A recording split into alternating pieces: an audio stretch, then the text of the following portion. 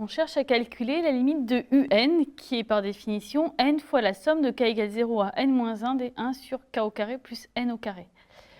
Pour faire ça, on va utiliser le théorème sur les sommes de Riemann en écrivant que un est la énième somme de Riemann pour une fonction f qui est à déterminer. On va donc essayer de faire apparaître un sous la forme 1 sur n fois une somme. Donc ici, en fait, on a divisé par n. On doit donc remultiplier par n carré fois la somme de k égale 0 à n-1. Et ici, on va diviser en haut et en bas par n au carré. Ce qui donne 1 sur n2 sur k2 sur n2 plus 1.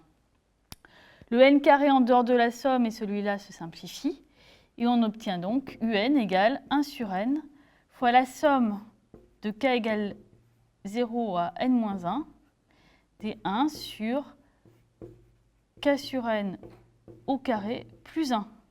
C'est-à-dire 1 sur n fois la somme de k égale 0 à n-1 des f de k sur n. Ici, la fonction f est donnée par f de x égale 1 sur x au carré plus 1. On a donc, comme la fonction f est continue sur le segment 0, 1, on obtient que un, tant quand n tend vers plus l'infini, vers l'intégrale de 0 à 1 de f de x dx. Pour calculer la limite de un, il s'agit donc de calculer cette intégrale. Or, on sait primitiver la fonction f.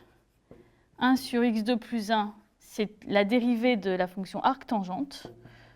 Donc, la limite de un, c'est le crochet de la fonction arctangente prise entre 0 et 1, c'est-à-dire arctangente 1 moins arctangente 0, autrement dit pi sur 4.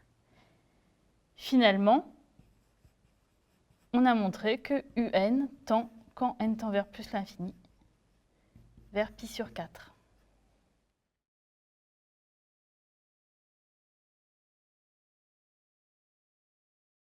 Ici, on cherche à calculer la limite de la suite Vn, qui est définie par un produit de k égale 1 à n de termes de la forme 1 plus k au carré sur n au carré puissance 1 sur n. Alors évidemment, ce n'est pas sous la forme d'une somme de Riemann, puisqu'on a un produit, mais on remarque que chacun des termes ici dans le produit est strictement positif, donc Vn est aussi strictement positif, et on peut prendre le logarithme. L'intérêt, c'est que le logarithme d'un produit, c'est la somme des logarithmes quand tous les termes sont strictement positifs. Donc ln de Vn, c'est la somme de k égale 1 à n des logarithmes de toute cette expression puissance 1 sur n, et logarithme de x puissance 1 sur n, c'est 1 sur n fois le logarithme de x.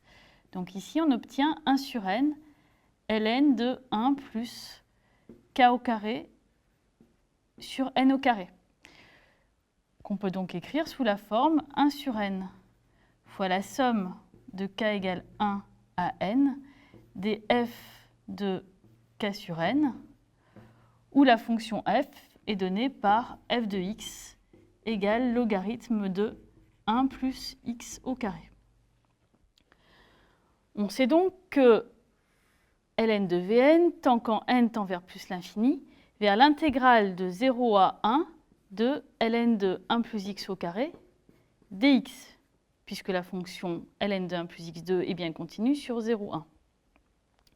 Il reste donc à calculer cette intégrale. Ici, on va en fait utiliser une intégration par partie. On va multiplier par 1, et dans la formule d'intégration par partie, on va dériver le logarithme et intégrer le 1. Donc on pose u de x égale ln de 1 plus x2, v' de x égale 1. Et la formule d'intégration par partie nous dit que l'intégrale de 0 à 1 de 1 fois ln de 1 plus x2 dx, c'est en fait le crochet de u de x, v de x, c'est-à-dire ln de 1 plus x2 fois x pris entre 0 et 1, moins l'intégrale entre 0 et 1 de u' de x, v de x. Alors, u' de x, il faut dériver ln de 1 plus x2. Primitif de 1, ce sera x. Donc, dérivons ln de 1 plus x2, c'est du logarithme, donc c'est en 1 sur 1 plus x2.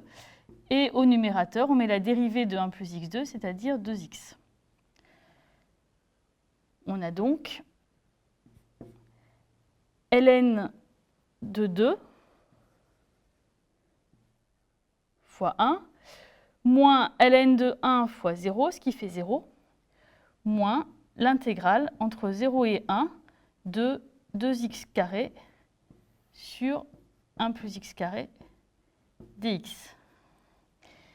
Alors ici, on s'aperçoit que le 2x carré qui est au numérateur, on peut l'écrire 2x carré plus 2 moins 2, ce qui donne donc ln de 2, moins l'intégrale entre 0 et 1 de 2 fois x2 plus 1 sur 1 plus x2, c'est-à-dire 2, plus l'intégrale entre 0 et 1 de 2 sur 1 plus x carré dx. Le 2 ici s'intègre en 2x. Le 2 sur 1 plus x carré, on reconnaît la dérivée de 2 fois arctangente x. Donc c'est égal à ln de 2 moins 2x pris entre 0 et 1 plus 2 arctangente x pris entre 0 et 1.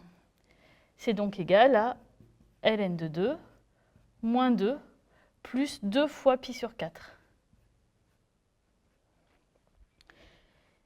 Ça, c'est la limite de ln de Vn. Maintenant, pour obtenir la limite de la suite Vn, on prend l'exponentielle.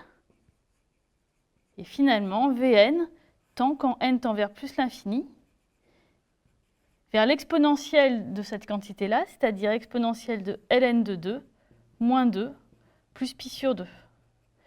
Alors, on peut un petit peu modifier l'expression, sachant que l'exponentielle d'une somme, c'est le produit des exponentielles. Là, l'exponentielle de ln de 2, c'est en fait égal à 2, puisque logarithme et exponentielle sont deux fonctions réciproques. On obtient donc 2 fois exponentielle moins 2 plus pi sur 2.